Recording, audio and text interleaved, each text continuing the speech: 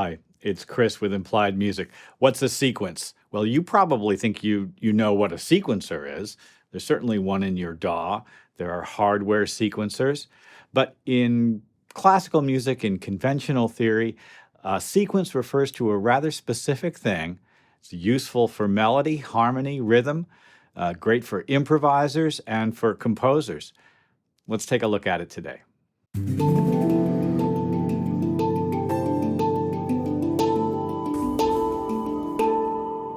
A sequence is a restatement of a motif, melodic, harmonic, rhythmic, at a higher or lower interval.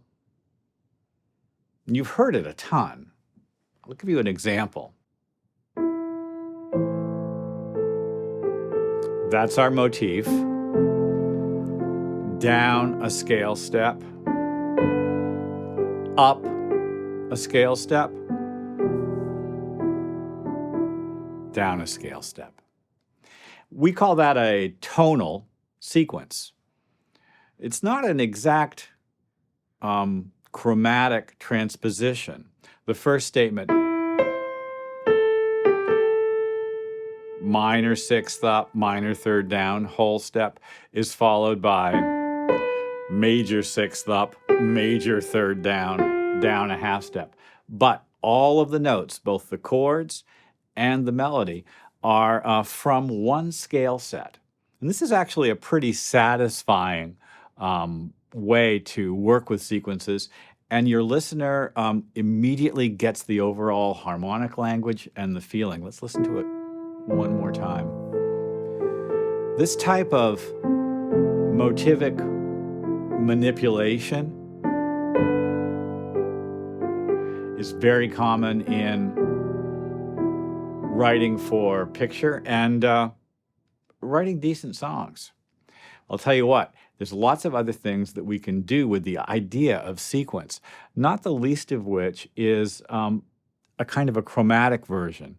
So when you just take a motif that you love and you move it to a new location and keep the same intervals, it's called a real sequence. And we can think of it as a chromatic sequence. And as a result, you're going to get some unusual notes, notes that aren't in your original diatonic scale. Let's listen to an example of that and maybe talk a little bit about the harmony as well. I've made some choices. Starts off the same.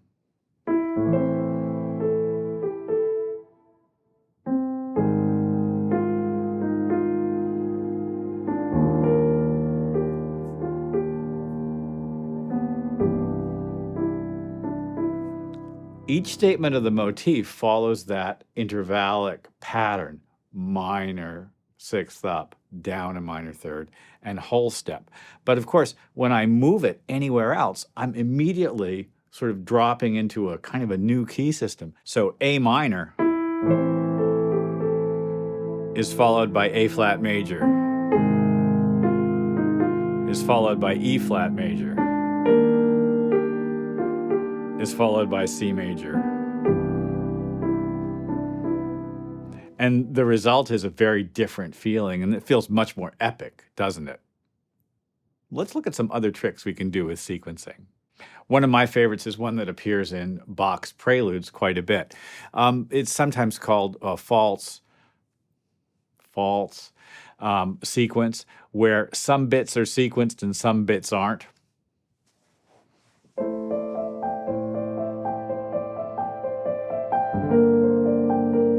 You get it? Some things went down, some things went down, some things didn't. I do love that. When you keep one note, it's kind of like a prepared dissonance concept. Even if that note is super spicy in the context of your harmony, it'll still sort of work for you because we just heard it. Let's look at a couple more.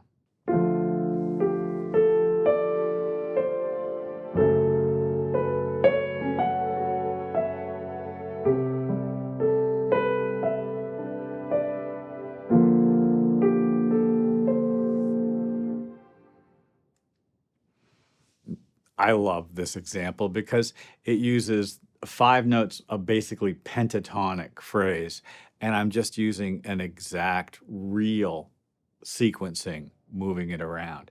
And I'm allowing myself to place the phrase in a different place in the chords that I choose. So the chords are, I'm not going to say random, but because the motif is repeated chromatically and exactly, our ear accepts and sort of accommodates to those new chords. It's a pretty powerful approach. Okay, the last thing I want to talk about, let's just set this to record here. I will use this when I'm improvising, right? So I might have a very, very simple motif, something like, now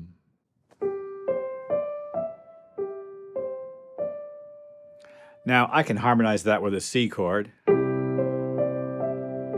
I don't know what to call this idea that I'm doing, but I take this motif and I sequence it in place through a couple of other chords. Here's a obvious trick. So this is G, C, D, E.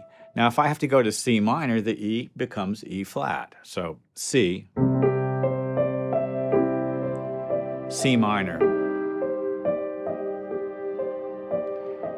If I go to B flat minor, the D becomes D flat.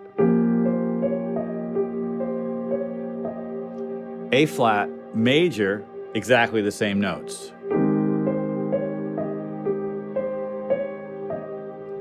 E major, I changed the G to F sharp because I still want a fourth followed by a string of steps, right? Beautiful quality, right? G major, D major, D minor, ascending melodic minor.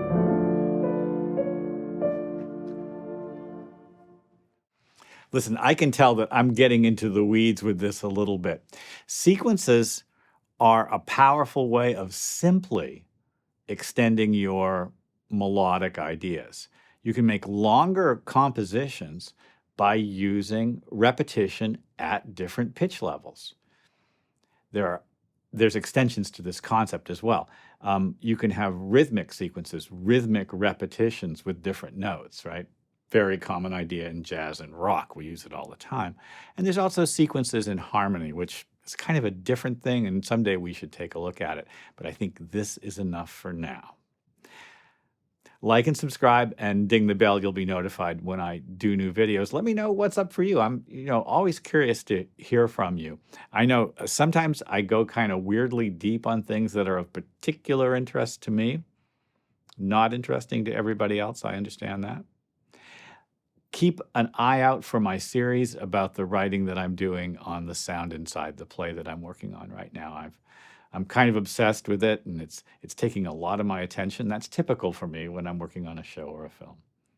Well, I hope this has been useful. I'll see you next time.